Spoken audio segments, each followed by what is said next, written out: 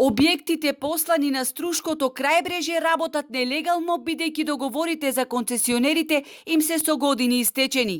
На крајбрежјето буквално владее безредие. Без малку на секоја слободна површина се градат објекти од тврда градба, а никој не ги санкционира.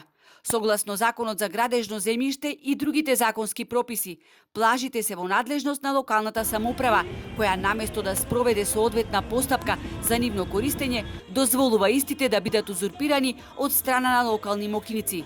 Соами на локалната власт, спротивно на препораките на УНЕСКО, кои воопшто не се почитуваат и спротивно на законските прописи, плажите функционираат како приватни имоти, вели советникот Ален Деребан. Од доаѓањето на Мерко за градоначалник, сите плажи се узурпирани и изградени со бесправни објекти.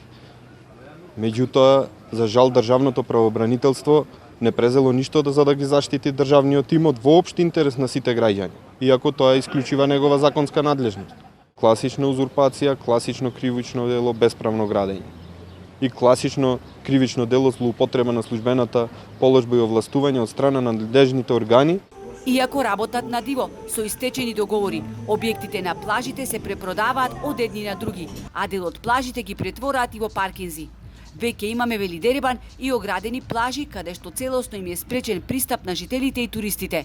Згорана се, освен на еден автокамп и еден хотел, на Струшките плажи кои работат на диво, не е ангажиран нити еден спасител на вода.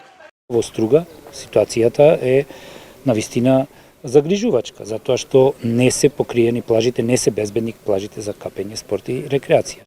За илустрација, на една од најатрактивните плажи во центарот на Струга поставени се 600 чадори за сонце, 1200 лежалки и бидејќи фискални сметки не се издават, 60.000 евра само за 20 дена завршија во нечии џебови, велат од Струшкиот огранок на ВМРО ДПМНЕ.